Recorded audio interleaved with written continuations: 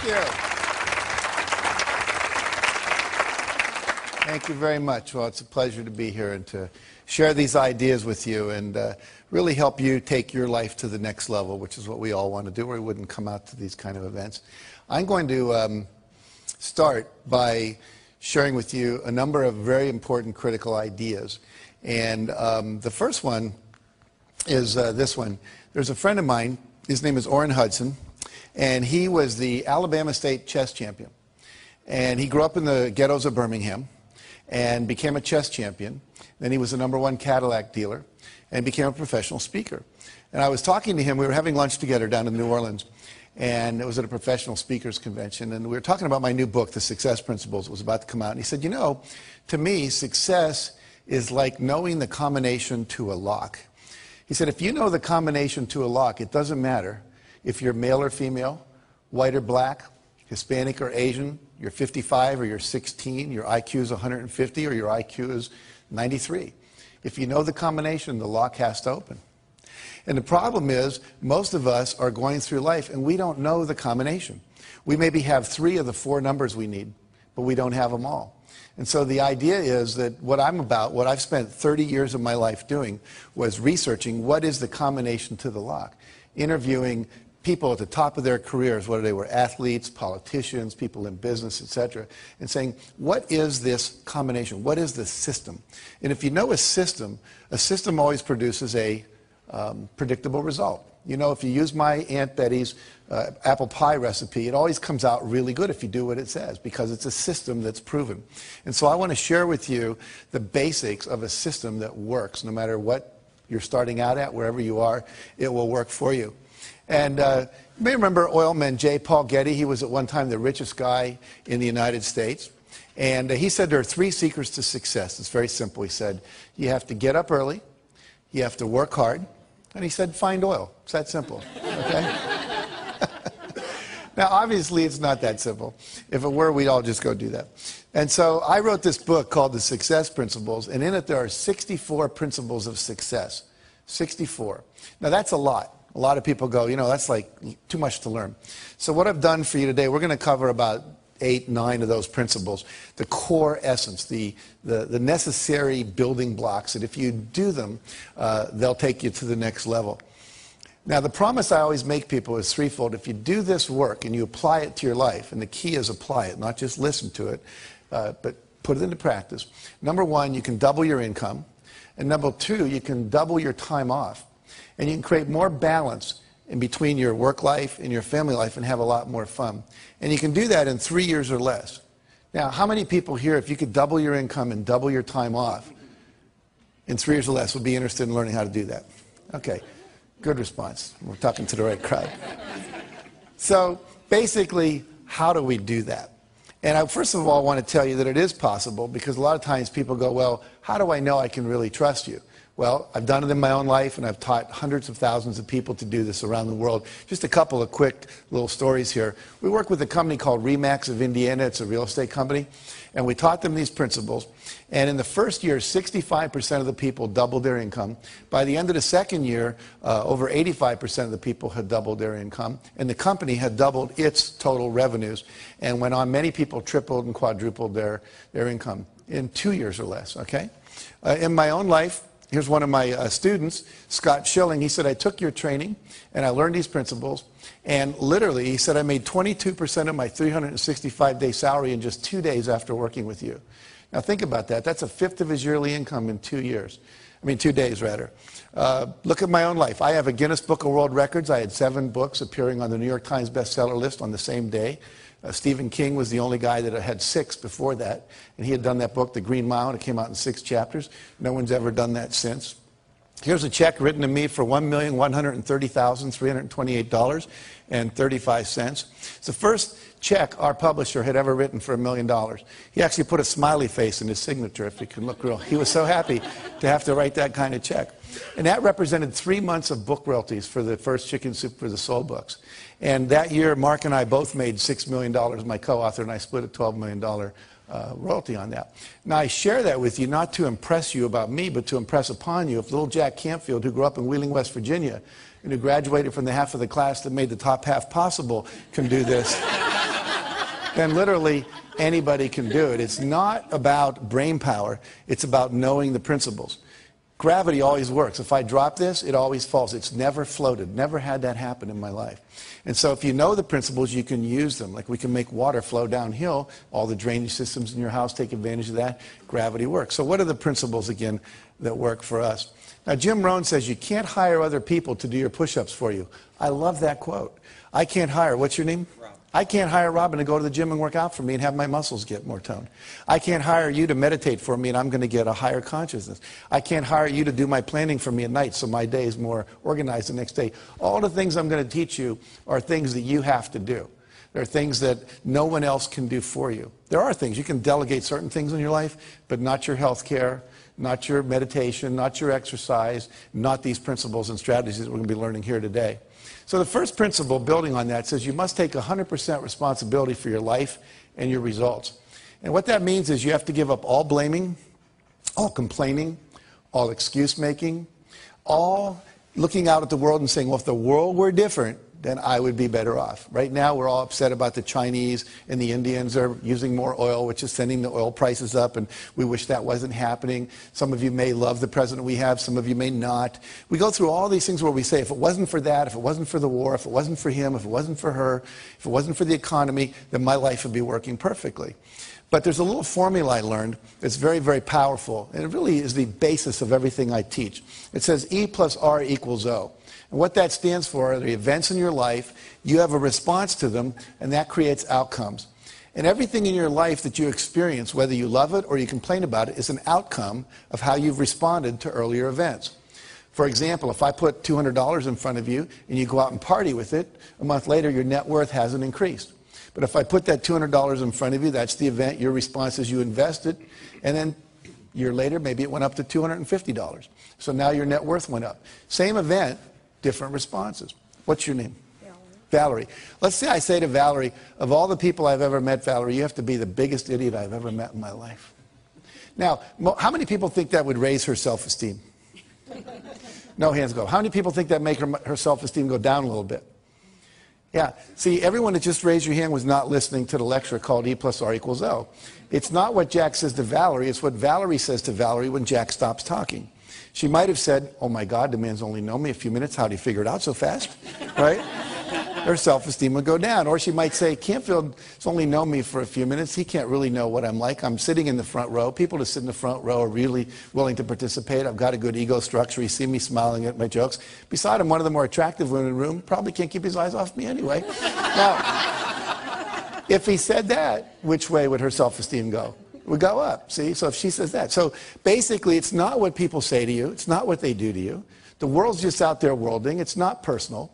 And if you want a different outcome, because E plus R equals O is like 2 plus 2 equals 4, and if you're not happy with 4, you've got to change your response. The word responsibility means you have the ability to change your response to something other than what you're currently doing. And if you would do that, you would get a different outcome. Does that make sense? Yeah. So basically, we are responsible to change our behavior until we get the outcomes we want. And that's kind of an experiment. You never know if something's going to work or not. Maybe you're distant from your spouse and you try a new communication technique you learn in a workshop and it works. You go, ah, great. Or maybe you try and it doesn't work. Well, there's just about 500 more you could try. You know, you could read Men Are From Mars, Women Are From Venus, Children Are From Hell, one of those books. And just kidding. But, you know, there's so much out there, so many good techniques. And unfortunately, most people don't experiment with trying on new ones. Life should be approached as a huge experiment. And you just keep experimenting until you get it right, okay? All right, we talked about that, so we'll go to this. E plus R equals O again. I want to give you a business example.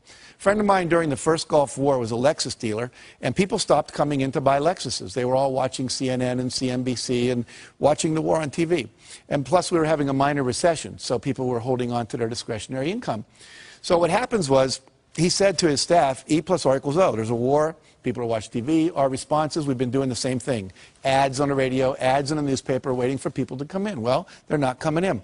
We better do something different. We're not going to go out of business, but we're going to take a huge economic hit if we don't. So they tried 4 things, one of which worked, and I'll tell you what that was. They said, if the people aren't coming to us, let's take cars to where they are. Okay? So they would go out with 5 or 6 Lexuses, and they'd go to a party. What's your name, sir? Tom. They go up and say, Tom, what do you do for a living? You're an investment banker. How's the investment banking business doing these days? Great. Doing great. What's he eventually going to ask me? What do I do? And I'm going to say I'm a Lexus dealer. And then I would say, have you ever driven a Lexus? Yes. Yes. Did you like it? Loved it. Loved it. You know, we have a new LS400 outside, never been ridden by anyone. It's got the new Nakamichi sound system, quadraphonic sound. It's got the tilt-back mirrors. It's got the new seats that have the air that comes out that can keep you warm or keep you hot, depending on what you need. Would you like to take a little spin with me, see what it's like? Great. So we go and we take a little spin in the Lexus. Now you come back in. Let me ask you a question. How many of you have ever test driven a new luxury car and then got back in your old car? You know that feeling? You were really satisfied until then. Well, they ended up selling over 60% of the people they did that with a new car within 2 weeks. Because they didn't wait. They tried something different. And if you keep experimenting like that, you'll find the R that works, but you have to be willing to take a risk. And the reason most of us don't do that is we don't want to feel uncomfortable, because all new things require discomfort. I'd like you all to do this with me real quick. Fold your hands like this, and you can do this watching at home, in your hotel room, wherever you might be if you're watching this on a TV set. And notice which thumb is on top, your right or your left. And whatever that is, I'm going to ask you to unfold all your fingers and have the other thumb show up on top. Okay? Don't just move a thumb, but all the fingers are moving. Now, how does that feel? Uncomfortable, awkward, strange, yucky, wrong, not me, right? Now, what does your body want to do? Go back. Wants to go back, so let it go back. How's that feel? Most of you said better. Tom over here went, oh, like, I'm me again, right?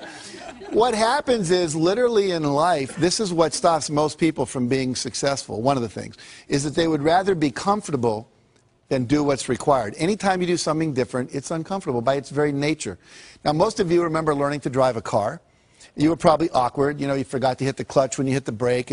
But after a couple months, you're there driving with your knee. You got a Big Mac in your left hand. You're breaking up a fight in the back seat with the kids with your right hand. No big deal. But you have to be willing to go through that awkward, uncomfortable stage. And most people, unfortunately, won't do that. And so they get locked in what we call their comfort zone. So what I want you to do is to realize that life is an experiment. You have lots of responses that are possible. And I'm going to teach you some of those, new ones perhaps, that you can apply to your success. So there's three kinds of responses. Number one is your behavior, what you do and say out loud. Number two is your thoughts. Number three is the images you hold in your head. Those are the only three things you have any control over in your life. What you say and do, the thoughts you think, and the imageries that you hold inside your head. So we're going to look at this whole area of thoughts for a minute. And I'm going to ask somebody to come up here and volunteer to do a little exercise with me. It'll take about 1 minute. So, okay, great. What's your name? Marianne, very good. Come on up, Marianne. And I'd like you to turn around and face the group. Now, are you right-handed or left-handed? Right-handed. Right-handed. Is your left arm okay? Any injuries going on here? Very good. So what I'm going to do is push down on your arm. I want you to push up, okay? So we'll see how strong you are. Very good. Now, you said your name was Marianne? Yes. So say, my name is Marianne, out loud. My name is Marianne. And then resist. That's a very funny last name. But that's so my name is Marianne. My name is Marianne. And resist, good and strong. Now I want you to make up a name that's not yours. My name is Margaret. My name is Joe. Any name at all, and just say it, and then I'll test your arm. My name is Kathy. Say it one more time. My name is Kathy. And resist. What happened to your arm? It went down. Was it as strong? No. No. And my name is Marianne. Say that. My name is Marianne. And then say, my name is Kathy. My name is Kathy. And without any effort, it goes down. Now, see, when you lie, this whole set of muscles goes weak. Okay? Literally, the whole Michael Jackson trial could have taken about 1 minute. All right? And we would have known one way or the other. But see, the reality here is that your thoughts affect your physiology. We just saw that. The brain wasn't designed to lie. It was designed to perceive truth and organize truth and express truth. Then things work. Otherwise, you're called psychotic or you're called a liar and gets in trouble and so forth. So let's look at one of the lies we tell ourselves. I'd like you to think of something you always wanted to do, Marianne, that you didn't think you could. Like, I can't sing, I can't bowl, I can't skydive, I can't start a business and run a family. You know, anything at all that feels true for you. Okay. It would take me a minute. That's okay. I'm kind of confident. Okay. You got one? Mm-hmm. Okay. Can you say it out loud? I can't swim in the ocean out too far. I can't swim in the ocean out too far. So say it again. I can't swim in the ocean out too far. And notice what happens to your arm. Now say, I can swim out in the ocean as far as I want. I can swim out in the ocean as far as I want. One more time. I can swim out in the ocean as far as I want. And resist. notice what happens now. You're twice as strong. So what happens is when you say I can't, you actually weaken yourself. You weaken your resolve. You actually change your physiology, become less resourceful. You're less capable to actually do the thing you're saying I can't. So it becomes a self-fulfilling prophecy. Do 2 more quick things with me. Close your eyes and remember a failure experience in your life. You're not going to have to share it with anybody, just to yourself. But you set a goal and somehow it didn't work out. And when you can remember such a time, just nod your head. Okay. You got one? Okay, so I want you to visualize what you saw at the moment you knew it wasn't going to work. There's the pink slip, person slamming the door, whatever it is. And when you have that image, just imagine, just nod your head. Okay, and notice what happens to your arm. Now open your eyes. Did you eat any meals today? Yes. Name one thing you ate.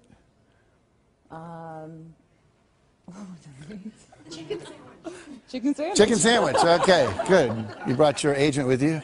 Okay. A friend. Yes. All right. So now close your eyes and remember a time when you had a success experience. You set a goal and you achieved it and you were really proud of yourself. Can you remember such a time? And vision what you saw then. Make a real clear picture in your head of what you saw when you knew it was a success. Okay. And resist. No, it's really good and strong. I want you to do one last thing with me, and then we'll talk about what all this means.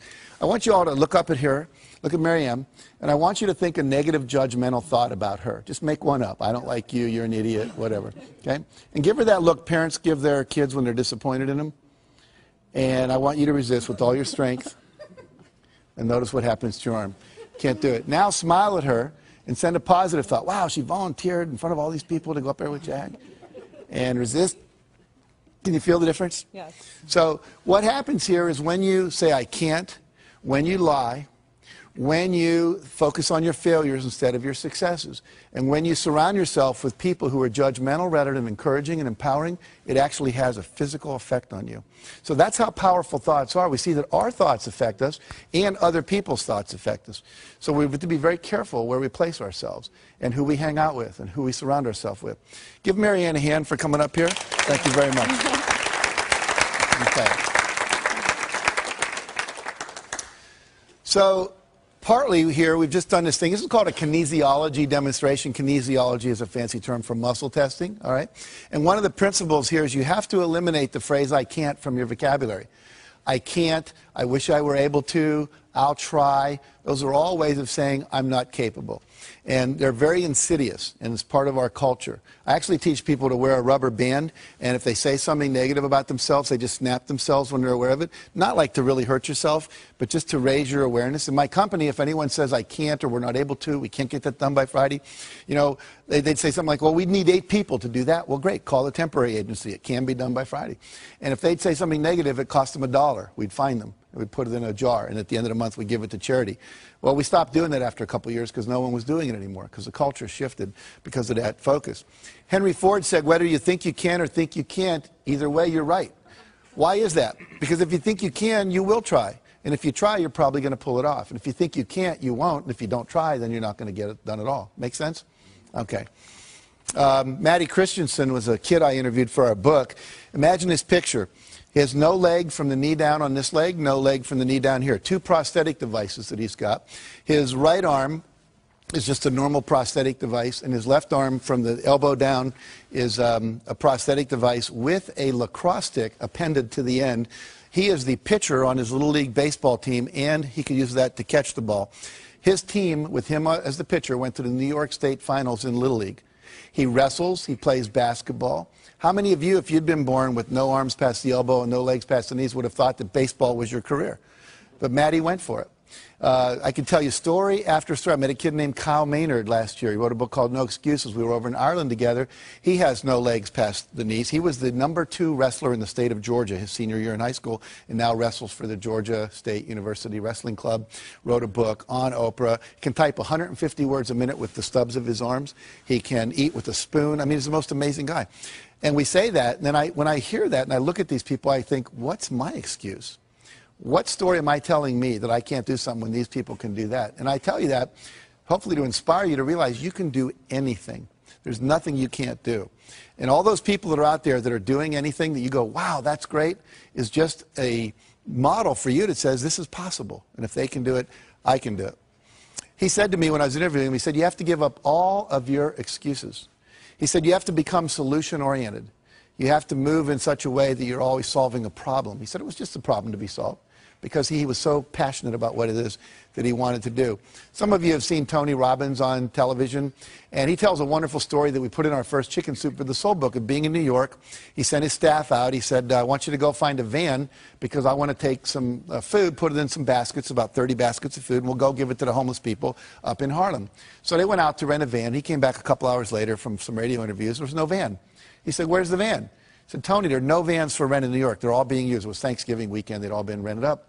He says, well, why didn't you just go get one from someone else? I said, Tony, people own them. They're using them. He says, come on. And they went out on the street. And the first van that came by, Tony jumped out in front of it like this and started going like that. Now, Tony must be, I don't know, 7 foot, 8, 10, whatever. He's big. And he said, I learned something about New Yorkers that day. He says, they don't stop. They speed up.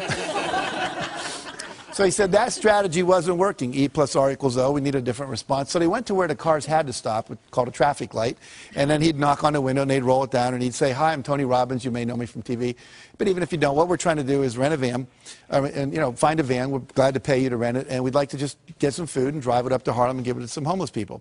And they would all say, I don't want to go to Harlem. It might not be safe up there. And so this went on for a half hour. And finally, Tony's staff said, Tony, give it up. It's never going to happen. We're not going to get a van. Let's go eat dinner. And Tony said, that's a terrible attitude. We are going to get a van. It's just a numbers game. Well, another half hour went by. And Tony knocked on the window of this one van. The window went down and told him a story. And the guy said, jump in. And as he jumped in, the driver reached over and picked the hat up off the seat that Tony was about to sit in, the passenger seat, put it on his head. It said Salvation Army. Turns out the guy was the head of the Salvation Army, Captain John Runyon, for all of New York City. And they went and they bought the food. And he said, look, there's a worse place even than Harlem. It's called the South Bronx. Let's go there. And so they went and took 30 baskets of food to people living in these, literally abandoned houses. And he said, we lifted a lot of lives. He said, but more importantly, I raised the consciousness of my staff that day, and they realized there's always a van in New York City. But let's look at what some of the principles are of success that are contained in that story. Number one, Tony had a clear intention. You must know exactly what it is you want. You have to have a goal. You have to have a vision. Number two, he had a positive expectation. He fully expected to get it. Pete Rose, the great baseball player, said, he was interviewed once, he said, when you go up to bat, how often do you expect to get a hit? He said, every time. He said, if I'm not expecting to get a hit, I shouldn't be standing there. And you don't always hit it, but you want to come from that expectation level. He never gave up because he fully expected the result was going to happen. It was just a matter of time. Number three, he took action. Because a lot of times you have great ideas. I was just here today, a guy was talking about, we were talking about horseback riding, and he said, that'd be neat if they made those gel things they put in the feet to put on the saddle of horses, because your butt gets sore when you ride a horse. And I said, that's a great idea. And he just passed it off. I said, no, you ought to do something about that. How many times have you had a great idea, didn't do anything about it, and then a year later someone did something about it, made a lot of money, got the promotion, etc. So when you have the idea, the inspiration to act, it's time. Act. And you don't have to know it perfectly. You can drive from here to California, wherever you might be, assuming you're not in Hawaii, by going west. And what happens is that you don't have to see the whole route. You only need to see 200 yards ahead of you. At night, you can drive just with your headlights, and the headlights keep moving with you. And your goal in life is to, get in the game. You don't have to see the whole blueprint. You just have to see the next steps, the next steps, the next steps. And if you keep taking the next steps, eventually you get to where you want to go. Does that make sense? And then he persevered. He never gave up. Some people give up too soon. We were rejected by 144 publishers when we did Chicken Soup for the Soul. Most people don't know that. What if we'd have stopped after 100? Said, well, this isn't going to happen. I wouldn't be standing here talking to you today. We just kept on going until we got the result. It took us a year and a half to sell that book, but we sold it. Now, the last thing is called law of attraction. We believe that when you are vibrating at the level of 100% expectancy that you're going to get something, it's already a done deal. Piece of cake, no big deal. We're going to win this thing. We're going to get that contract. I'm going to make this thing happen. Then what happens is the universe literally responds. And we're going to talk about this a little more later. Now, who is the most perfect guy to come in a van for Tony? Could anyone be more perfect than the head of the Salvation Army who knew all the places in New York and was committed to doing this? Well, they had to wait for an hour because he wasn't there yet. See? So sometimes when you're doing this, you're putting on it the vision of this should happen by this date. It's okay to set goals like that, but sometimes it takes a week longer, a year longer, whatever. But law of attraction says if you'll just hold the expectancy, like attracts like. If you say, I want to be a millionaire, but I don't know anyone that would ever teach me how to do that, or I want to buy a car, but I don't have any money, then what you're doing is saying, it's like calling up Domino's Pizza and saying, send me a pizza, then calling them up a minute later and saying, never mind.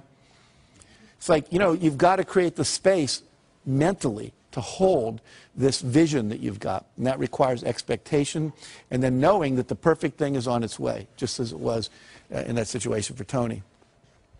In the Success Principles, I write about a woman named Catherine Lonigan. Catherine Lonigan went off to college. She wanted to be a writer, and she took her first writing class, and she got an F. And she went to see the teacher and said, "Why'd I get an F?" He says, "Because you can't write." She says, "Well, I'm on a scholarship, you know, here to be a writer. I came to be in the creative writing program. I was the editor of my yearbook, editor of my school newspaper. I wrote a play that was performed in high school. They told me I was gifted." I said, "Well, you're not." He said, "You know, if you stay in my class, you're going to flunk it. And if you flunk my class, you'll lose your scholarship." And she said, "Well, what do I do?" He said, "I'll make a deal with you. If you promise never to write again, just, you know, history papers and stuff, but you're not going to try to be a writer, I'll give you a passing grade. You'll keep your scholarship, change your major." So she did. I called it, she made the deal with the devil. 15 years later, she's down in Texas. They're making a movie at the next town over, and down where she lived in Texas, you know, people would show up at the gas station after it rained just to see the oil slick. It was kind of boring there. So she said, "Wow, they're making a movie, let's go." So everyone drives over, and everyone's talking to the movie stars. She's talking to the writers, saying, you know, "What's going on? What's happening? And why are you interested in us? Why not the movie stars?" "Well, I always wanted to be a writer." And the guy said, "BS, if you wanted to be a writer, you would have written." She said, "I was told on good authority I couldn't write." He was a Harvard professor visiting our campus that year. He said, "That's BS. He said, "What I want you to do is go write something, send it to me. I'll tell you if you can write. I do it for a living, I know." So she goes and writes a book, sends it in to him. He sends it to an agent in New York, and they publish it. Her next book was called Romancing the Stone. The book after that, Jewel of the Nile. Both made into movies with Michael Douglas and Catherine Turner. So what's the deal here? 14, 15 years of her talent wasted because she bought someone else's evaluation of her. My friend Terry Cole Whitaker says, she wrote a book called What You Think of Me Is None of My Business. You know? Do not let other people's evaluations of you control you, okay? It's just an E. Your response is, "Thank you very much. You keep pursuing your passionate dream," okay? Now, another principle is you've got to drop out of the Ain't It Awful Club. What does that mean? It means you have to surround yourself with positive people. We saw when Miriam's arm went down up here when you all did negative thoughts about her. And how many of you, think about this, where do you spend your time? Is it with positive people or is it with negative people? You have to be very careful about where you put yourself. Jim Rohn said, again, you're the average of the 5 people you spend the most time with. Who do you spend the most time with? They're a mirror back to you at what level your life is actualizing at. If your friends are victims and their lives aren't working and their marriages don't work and they're not making money, that's a reflection back. If you're working out with people and hanging out with people that are at a higher level, then that's a reflection back. And what I teach people is always try to get with the people that are the next level up. You're making $50,000 a year, you want to make $100,000, find some people making $100,000, spend some time with them, however you have to do that. You know, if you want to be more spiritual, go to some spiritual retreats where spiritual people hang out. Get in their space, learn what they do, how they think, etc. We had a story in the second helping of Chicken Soup for the Soul. Carl Coleman's driving to work when his car collides with another woman's car, and they get out, and she's crying, and he's like relieved. "This is a minor fender bender. Why are you crying?" She said, "You don't understand. This is a brand new car, 3 days from the showroom. How am I going to explain this to my husband?" He said, "Well, I'm really sorry about that, but we need to get your registration, your driver's license, your insurance record, so we can, you know, exchange that data so we can file our accident reports." So she goes into the glove compartment of her car, opens up the manila envelope and everything's in. And on top of that, there's a message written in handwriting by her husband. And it said, "In case of accident, remember, honey, it's you I love, not the car." See, the women all go, "Oh." The men are thinking, "Yeah, right, I don't know about that." But why do we all go, "Oh"? And we all go, "Oh," because that's what we want in life. We want someone to love us more than anything else, especially things, vases that have been in the family for 3 generations, the white carpet, your special sweater, whatever. And when we know that we're loved unconditionally, then you feel safe. And when you feel safe, you get creative. And when you get creative, you come up with ideas that can quantum leap your success. So that's why it's so important. Number 2, success principle, that's really the core principle here, is decide what you want. You can't get from here to there unless you know where here is and there is, right? If you have a GPS system in your car, all you have to do is type in the address. It knows where you are from the satellites in the sky, and it plots a course. Your brain works the same way. The problem is, according to the research, less than 10% of Americans have written measurable goals for the year. In some cases, I've been in the companies where less than 3% of the people did. Less than 10% of high school students are ever taught how to set a measurable goal. This is a failure in our education system. You know anyone that got divorced because they didn't know the 7 exports of Brazil or the 5 causes of the Civil War? No, but they didn't know the communication skills, they didn't know how to set goals for their relationship. So many things we're not learning in our education that we now need to learn in these kind of courses. General Wesley Clark, who I interviewed, said, it doesn't take any more effort to dream a big dream than it takes to dream a small dream. So if you're going to decide what you want, go for what you want, not what you think is possible. Most people hone down their dream because they can't see how they can do it. And I'm saying to you, dream as big as you want. In fact, big dreams are exciting. Big dreams attract big people. If Martin Luther King said, I'm going over to the supermarket in Mississippi, I don't think a whole lot of people would have gone down there with him. But when he said, I want to end racism in America, that was a big dream and it inspired a lot of people to want to play at great personal sacrifice to themselves because it was big enough and worth doing. Walt Disney said, if you can dream it, you can do it. Which means that you're never given a dream that comes out of your own desire place that isn't something you have the capacity to fulfill. You may have to learn some new skills, you may have to partner up with some people, you may need to learn some, how to access some new resources along the way. But all of that is possible if you'll simply dream the big dream. Because the dream doesn't come unless the capacity to achieve it comes with it. Does that make sense? Okay, so trust your dreams. Now, there's 7 dream categories or vision categories that you need to focus on to create a balanced and fulfilling life. Success means having all of this stuff, and I want to walk you through these. Number 1 is financial. What are your goals for your money? How much money do you want to make? How much net worth do you want to achieve? How much money do you want to have when you retire? If you own a business, you have cash flow goals, you have money in reserve goals, you have profit goals, etc. And so we need to have goals clearly set in that arena. Number 2, business and career. What's my ideal vision for my business or my career or my job? I was a high school teacher, and at a certain point I realized I wanted to teach teachers because I just thought I could impact more people. Then I became a teacher trainer. I trained people how to train teachers.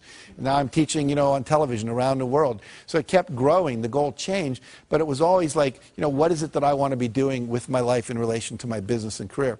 Number 3, fun time and recreation goals. One year our fun time goals, my wife and I, was learn salsa dancing. This past 2 years I've been learning to play the piano. My goal is to play Jesu Joy of Man's Desiring as well as Bach could have played it when he wrote it. I'm not there yet, but I'm working on it. And so, 1 year was to go to the Eiffel Tower. We took our kids and we walked up as far as they let you walk, which is about 2/3 of the way up there.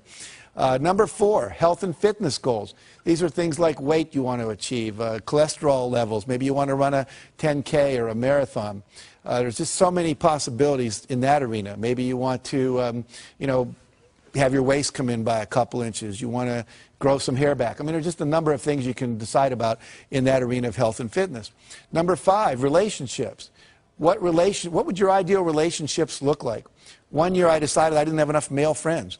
So I created this thing called Boys Day Out. I'd read this article about Kenny Rogers, the singer, and he brought all these athletes down to his ranch in Virginia, and they would spend a week playing all these different games, tennis and soccer and basketball, and I thought, well, I can't do that, but a day a month would be cool. So I asked a bunch of guys that had control of their schedule, lawyers and psychiatrists and people like that, and we created this day, and we would do guy things. We'd pitch pennies, throw baseball cards, play soccer, go to the racetrack, do ice hockey, broom ball. You name it, we attempted to do it.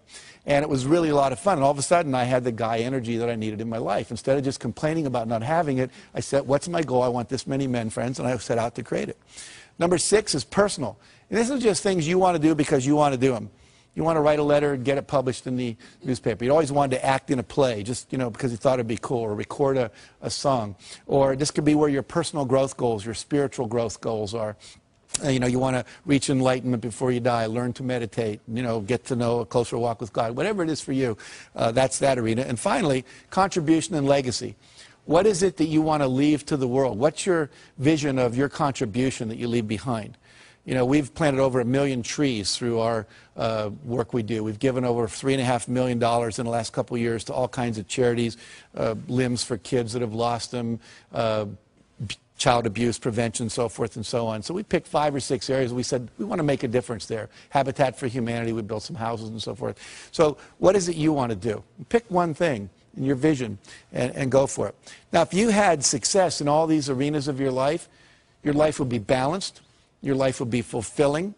And here's the neat thing. Nobody can tell you what you should want in any of those areas. It's what you want, not what your mother, your wife, your pastor or anyone else says you ought to have, but what do you really want to achieve in your vision? And I usually ask people to look 5, 6 years out about that. You can look farther if you want. And then to write down, all the details, like you're putting in a purchase order to God, okay? All right. Create a breakthrough goal. This is a thing you want to do where you create a goal that's going to quantum leap your career. So something that if you wrote a best-selling book, that would be a quantum leap goal. Had your own radio show, that'd be a quantum leap goal. Opened up China as a market, that would be a quantum leap goal. And it's a goal that would not be like a 5-yard play, but like a 50-yard pass play on the first down. And so what you're going to do is set that goal. And here's some examples of past clients of mine. Create a $10 million revenue stream through internet sales. Create my own 30-minute talk show. Get our products sold on QVC. Secure a $10 million line of credit for their company. Teach a weekly holistic health class for the public. And become a wellness coach for a major corporation instead of continuing being a doctor on call all day. And what you do is with your breakthrough goal, once you've decided what that is, you do something we call the rule of 5. Write your goal on your business card and carry it like I carry mine in my wallet at all times. And then once you've done that, every day you're going to do, this for this year, it says, I'm joyfully celebrating 15,000 people having completed the Canfield Success Principles coaching programs. What that allows me to do is have you all get value without me having to leave my house, see?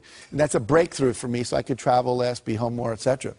And with the breakthrough goal, we say the rule of 5. That means every day you do 5 specific concrete actions to move that goal forward. You're not going to do that in all 7 arenas of your life. It's just too time consuming. But if I wanted to be a best-selling author, then maybe I write for so many minutes. I do some interviews each day. When we brought out Chicken Soup for the Soul, we sent out 5 free books every day to people that could promote that book. One day we couldn't think of anyone to send it to. We sent it to the O.J. Simpson jury. And we gave them each a book. And about 5 days later, they're all walking into court carrying Chicken Soup for the Soul. And the cameras were all going, made national news. And so if you just do something every day toward that goal, there's something called the law of probabilities, which says the more things you try, the more likely one of them will work. They may not all work, but if you only try 2 things, the law of probabilities is not on your side. Try 100 things, one of them is likely to hit. Does that make sense? Okay, good.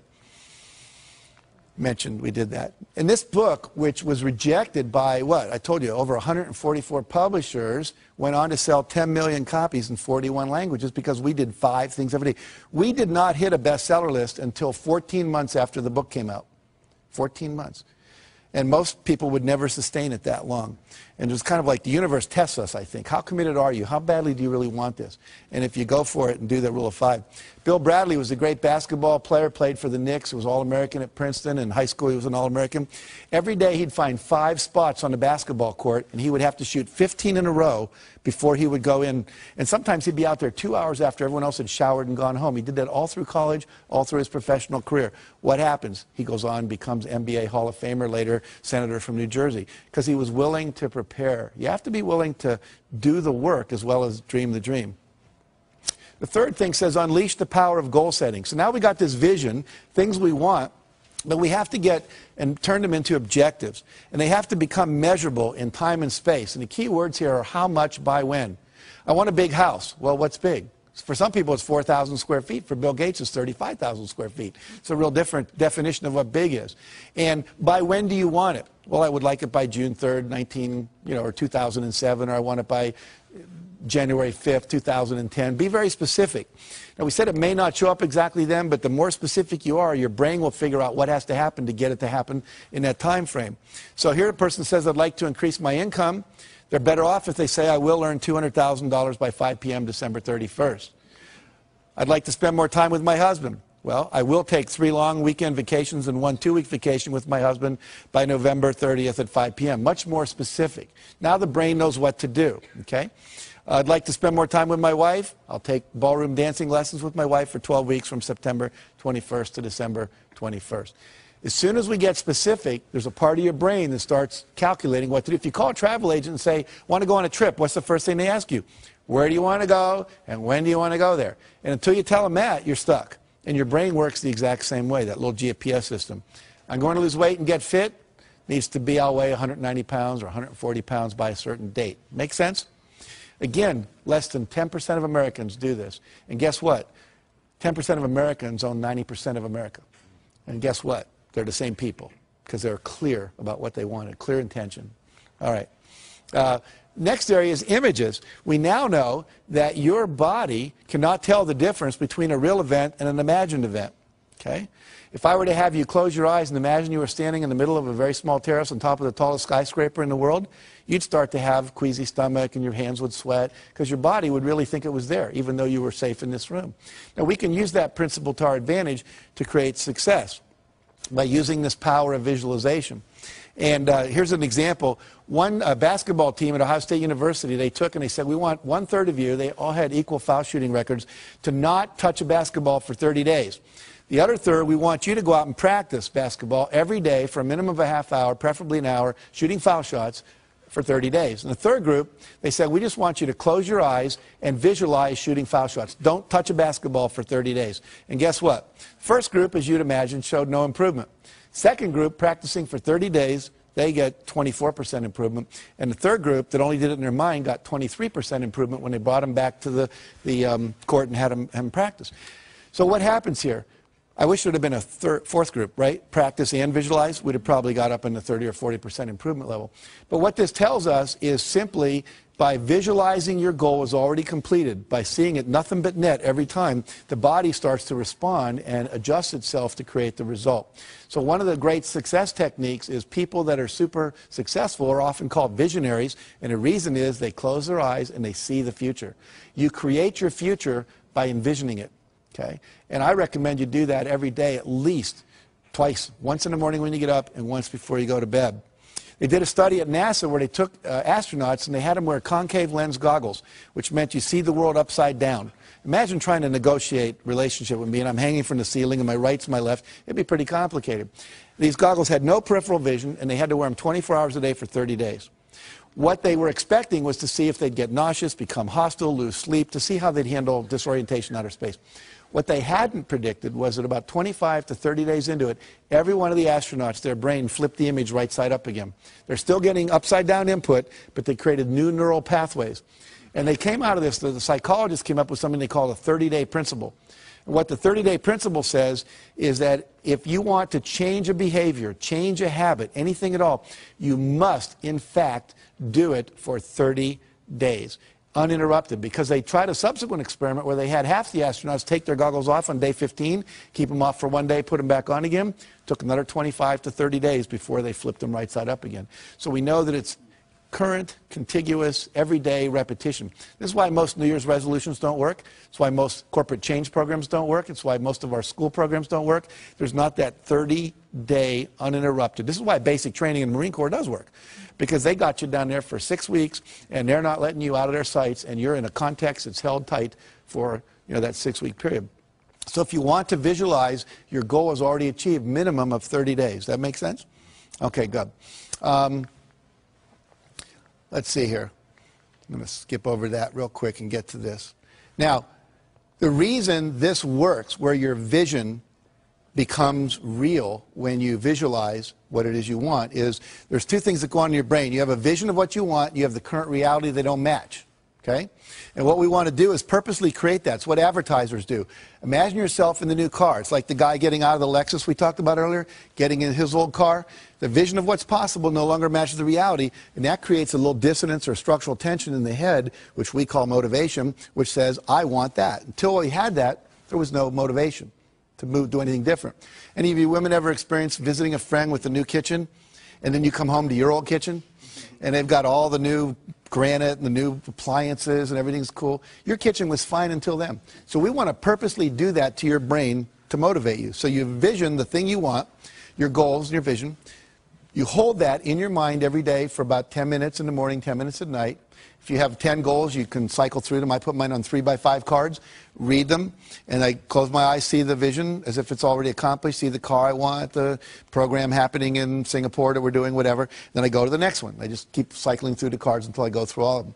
What happens then is you get a perceptual shift. You start to see things in your environment that were always there that can help you never saw before. You get expanded creativity. You start noticing that the things that you want, you wake up in the middle of the night, you're in a shower, you start going, oh, that's how we can do it, that's how we can do it, that's how we can do it, that's how we can do it.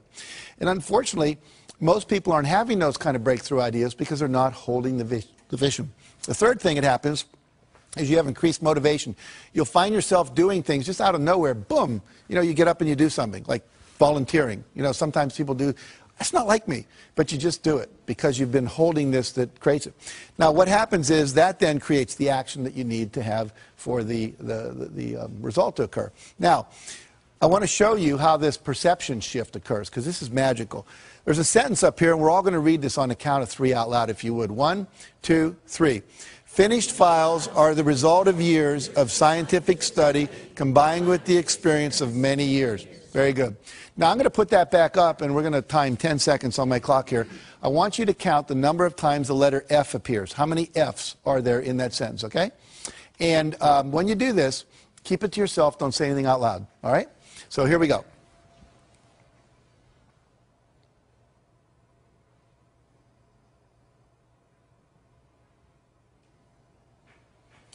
Okay. How many counted, by show of hands now, it's real important you participate. How many counted 3 Fs? Hold your hands up. We got about half the audience more. How many counted 4 Fs? About 5 people. How many counted 5 Fs? About the same amount, 7 maybe. How many counted 6 Fs? 1, 2, 3, 4, 5, 6, about 8 people. Anyone count 7 Fs? All right. Now, were we all looking at the same sentence? Go like this. And yet some people saw 3 Fs, some people saw 4, some people saw 5, and some people saw 6. Let's look to see what the real objective reality is up there. There are 3 Fs that I'm sure most of you saw, correct? But there's also 3 more. There are 6 Fs in that sentence. Now, do you think that Bill Gates and Michael Dell and Steven Spielberg and George Lucas see more Fs out in the world than most of us do? Yeah, these are resources. These are possibilities. These are options. These are people that can invest. These are people that can give a good hug. When you visualize what it is you want, it opens up your perceptual filter to let in more information. Right now, you're not aware of what you're feeling in your right foot, but as soon as I say it, you can all feel it. It was getting filtered out by a part of your brain called the reticular system. You are filtering out resources and solutions to your problems all day long. And the only reason you're filtering them out is because you've not had an image in your head that you are going to solve those problems and get those results. Once you do that, it programs this part of your brain called the reticular activating system to open up and let in more resources, to let you see. You'll only see enough to match your vision. If you think you're a $100,000 a year person, you're going to see just enough to make you $100,000 a year. If you think you're a $300,000 a year person, you're going to see just enough to do that. Your perception is controlled by your beliefs and your goals, okay? So it's critical that we change all that. Now, let me give you just a couple more principles. I'm going to kind of speed through these like the last 500 years of European history, you know, when the last lecture you had in college. But I want you to get the whole model here because it's important. So we've got a vision. We've taken 100% responsibility. We've got some goals now. We've made them measurable, okay? We're now visualizing those goals every day. The next thing that needs to happen, I'm going to demonstrate by giving away something here. See if I can find it right here. Okay, I have a book here. It's my book. It's called The Success Principles. And I've sweetened this by put in as a bookmark a $100 bill. Okay, that's real money. And I'm going to give this away to someone here in the audience to illustrate the next principle. Who would like this? Okay. Marianne, good job. Now, what did only 5 people in this whole room do that no one else did? They got off their butt and they took action. And so the next principle is you must take action. When you start visualizing your goals and this GPS system comes in, you're going to start getting little roadmaps, and we call them inspired actions. You're going to start getting inspirations to act. You must act on them. I've had people, sometimes nobody gets out of the audience, and then I'll ask them, how many of you thought maybe what you ought to do is get out of the audience? And like half the hands go up. I'll say, what stopped you? I didn't want to look like I needed it that much. I didn't want to get up there and have me be wrong and look foolish, you know. I didn't want to like get there second. I thought maybe you weren't really going to do it. I'd look like an idiot, you know, whatever. They have all kinds of excuses. Those are the same excuses they use in their life not to take action on their dreams. So you must take action. But here's the problem, or the challenge. Not every action is going to work. Goes back to E plus R equals O. We have to experiment, right? So if not every action is going to work, you have to take action, and then you have to assess, did it work? And here's the next principle. Ask for and respond to feedback. Ask for and respond to feedback. Let's say that I was married here. What's your name again? Valerie, yeah. So Valerie and I were married, right? And what I would do every week if we were husband and wife is I would ask her on a scale of 1 to 10, how would you rate the quality of our relationship? Anything less than a 10 gets a follow-up question. What would it take to make it a 10? If we were in business and I was a vendor and you were a client, I'd say on a scale of 1 to 10, how would you rate the quality of our product or the quality of our service or the quality of our delivery? And anything less than a 10 gets a follow-up question. What would it take to make it a 10? That gives me directive feedback on how to improve. Why don't most people ask that question in life? Anyone know? They're afraid of the answer they're going to get. Here's what I want you to get. Everybody in your life, if I'm married to Valerie, her mother knows, her sister knows, the women down at the shop where she shops know, the women in the salon know that she's not happy with me. I'm the only one not in on it. And I'm the only one that can make it better. Isn't that absurd? So asking for feedback is a really critical thing. Asking is a critical principle, period. If I want more, I have to ask other people, participate, support me, be my mentor, be my coach, buy my product, whatever it is. And again, most people don't ask for what they want. And the fear there is fear of rejection. I want to talk about rejection. If I ask Valerie to have dinner with me afterwards and she says no, most people go, woo, Jack got rejected in front of all those people and on television and oh my God. But see, let's look at it. Did I have anyone to eat dinner with before I asked Valerie? No. Did I have anyone to eat dinner with after I asked Valerie? No. Did my life really get worse? No, it stayed the same. See, if I apply to Harvard and don't get in, I wasn't in Harvard before I applied, I'm not in Harvard after I applied. And as one of my friends pointed out recently, you spent your whole life not going to Harvard. You know how to handle that, right? It's not that difficult. So you have to be willing to ask. You have to reject rejection. And then the other key, after you respond to the feedback and give the feedback, is you've got to persevere. You never, ever, ever, ever give up. 144 publishers said, no, we're not interested in Chicken Soup for the Soul. We didn't give up. I had a friend who wanted to be a chiropractor up near Pebble Beach, California, and he went to the Chiropractic Association and said, you know, would you help me open my office here? And they said, no, we really don't want any more chiropractors here. We're going to recommend you go somewhere else. We have one chiropractor for every 8 people. He said, well, I really want to be here. So he ignored them. Remember, what you think of me is none of my business. And he went out, and he literally knocked on doors for 6 months. Knocked on 12,500 doors, talked to 6,500 people, and asked 4 questions. You know, should I name my office this or this? Should I put it over in this side of town or that side of town? If I wanted people to come in before or after work, if they had a 9-to-5 job, would I be better open 7 to 9 or 5 to 7? And finally, he said, what newspaper should I advertise in? And lastly, he said, if I do an open house, would you like an invitation? 6 months later, he opened his office. His first month in practice, young kid, still in his 20s, out of chiropractic school, made $72,500 net profit. He netted over $1 million that year. Now, what did he do different than most people? He went out and he engaged people. He asked them, would you like to come? Would you get involved with me? I was giving his talk, and a guy came up to me and said, you know, I've been coming to this church where I was talking to, he said, for 15 years. And now you're telling me about this guy. You know, he came and he knocked on my house. And I talked to him. And I didn't need a chiropractor for 5 years. And then once I had an accident at church, at work, and he said, I still had his card on my bulletin board in the kitchen. And I went to him because you know him. See, we do business with people we know. Okay, so never, ever, ever give up. Ever, ever, ever. Now, other principle. We'll start to wrap this up here.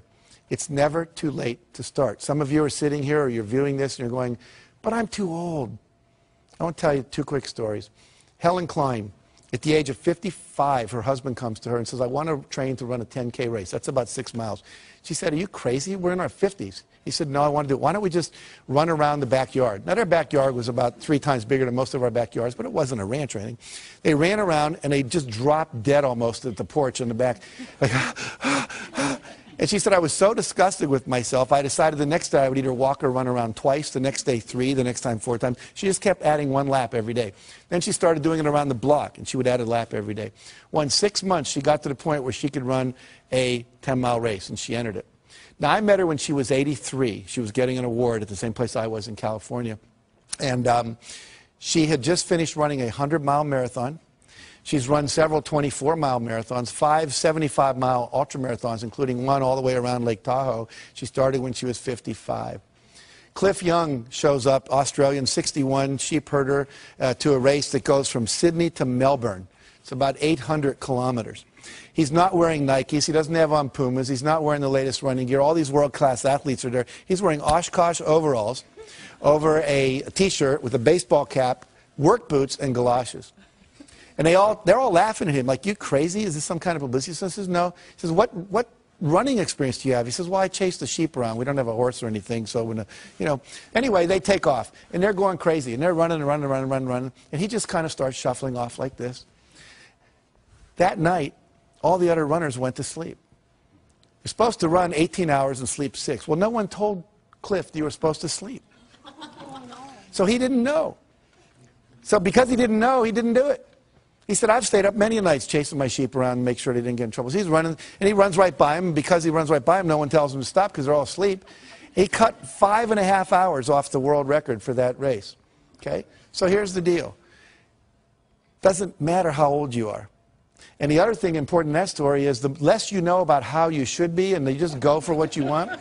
See, most of us, we have all these beliefs that are limiting us. Find the stories that inspire you and start believing that. Believe you can. Talk to yourself in a positive way. And if you do that, you can create miracles in your life. And I'll end with this story. One of my favorite stories, a minister gets a call from his parishioner. Her name is Aunt Hattie, they call her in the church, and he's Reverend Jim. And she says, I just went to the doctor, and they called me and said that I've got terminal cancer. And they said I got 6 months to live at the max. And I'd like you to come over and help plan my funeral with me. He said, well, he's trying to comfort her. He said, no, don't comfort me. I'm really old and I've lived my life and achieved all my goals. I'm very happy. But I don't trust my kids to do the funeral right, so please come over and we'll plan it. So he goes over and they start planning the funeral. She said, I want this, I want to wear this dress. And I want this psalm read, and I want this hymn sung, and I want this open casket. I want these kind of flowers. And I want this poem on a card, a memory card with my picture that people can take away. And then she said, I want to be buried, and I want to have my Bible in my left hand and a fork in my right hand. And the minister said, well, I understand the Bible in Hattie, but why the fork? She says, whenever we have those church socials and we're down in the basement and they come by and they say, if it's going to be a really good dessert, they always say keep your fork. It's not going to be something like Jell-O or pudding. It's going to be apple pie or cherry cobbler or chocolate cake. And whenever they say keep your fork, I know the best is still yet to come. So when people come by my coffin and they look in and they go, Reverend Jim, why the fork? I understand the Bible. She was very religious, but why the fork? You just look them right in the eye and say, Aunt Hattie knew the best was still yet to come. And so for all of you, if you'll put these principles into action and not think about them, but actually do them, and if you really want to go deeper, get the book or go to one of my seminars or whatever, you can go to my website and download things. It's just jackcanfield.com and take the forms there and use them. I promise you, for you, the best is still indeed yet to come. Thank you very much.